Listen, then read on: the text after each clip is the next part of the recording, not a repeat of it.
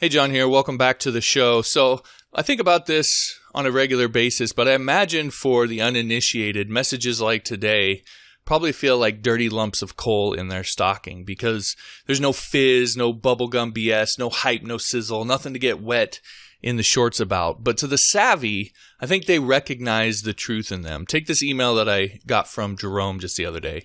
He said, very few people/masters are good at explaining the why. In my opinion, it's because they either have a high IQ but never figured out why for themselves, or it's because they have a low IQ and they actually never got to that level of understanding. You, however, have mastered the why with PHP, etc., and few people accomplish that feat with anything. Loads of what masters out there, too few why masters. I personally have veered off the coding path and onto other things, but your emails, etc., remain useful and interesting to me. Universal truth about the slow/patient approach, persistence, etc. It took me just under 5 years to get to where I am now, which is right around the corner of a comfortable regular income and long-term financial security. Have indirectly had dozens of online mentors over the years, including you. It's a process that everyone has to go through, quicker for some, slower for others. I want to talk about two words he said, universal truths, because that's really the inescapable reality of all this. Some people seem to think that they can compartmentalize their success. Be a great developer, but be a crappy human being. Be a successful freelancer, but be terrible with work ethic, or whatever it is, whatever dichotomy exists there. But in my experience, life doesn't work that way. It might be able to get away with it for a time, but it's always fleeting. And of course, that's kind of the dirty little secret of these little messages that I send you every day.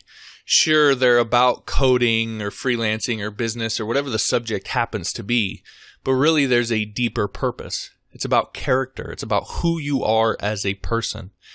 Because one of the truths that I've learned over the years is that success tends to follow those with work ethic and passion, those with persistence and ingenuity. Now, I don't know what that will mean for you. Take from it what you will. For the uninitiated, maybe that's another lump of coal for you to toss aside. But for the savvy, another universal truth to keep you focused on your path to success and keep you motivated. Now, one last, more controversial point before I go. All of this is the big reason why I freelance. A long time ago, I recognized the mistake in spending my life and my talents working to make someone else's dream come true, and spending all that time and effort on something that I couldn't pass down to my kids. It just seemed like such a waste to me. And these last 2 months for me, as my youngest daughter was born, it's become even more clear. If I had worked a regular job, I couldn't have spent the last 6 to 8 weeks at home with my wife and my daughter while she was on maternity leave.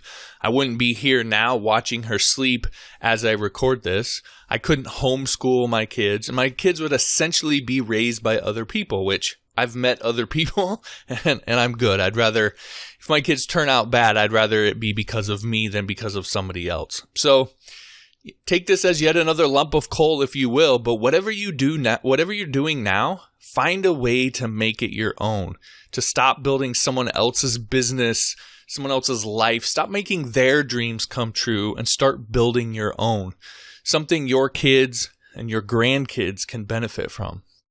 Now, of course, I believe that freelancing is one of the simplest ways to make that transition, because most things, whatever you're doing right now, whatever you do for work, you're going to almost certainly take that and find a way to do it freelance. There's probably people already doing it in a freelance scenario, whatever it is that you do. And you can then start building your own business and something you can hand down to your kids. Not only are you going to make more on average, but it will all be yours. No boss to blather on about synergy and thinking outside the box. No coworkers to drone on endlessly about how their weekend went. Just you, your mind, and what you can build. Now, that's scary for some, but it's liberating for others. If you're that latter group, when you're ready to get started, then I encourage you to take a look at my Beginner's Guide to Freelance course. I made the course for people in your position to show you all of the little things that you need to get going with your freelance business, to get up and running when you decide that you're tired of making someone else wealthy, you're tired of building someone else's dreams, but you're not sure where to start. That's what the course is for. You can grab a copy of it over on Udemy. Just go to johnmorrisonline.com/freelance on Udemy, and it's all one word, freelance on Udemy. johnmorrisonline.com/freelance on Udemy. That will take you to Udemy for the course, and you can pick up your copy there. Or if you prefer Skillshare, you can learn how to get all my courses for free there by just going to johnmorrisonline.com/Skillshare. All right, that'll do it for today's episode. Thanks for listening. We'll talk to you next time.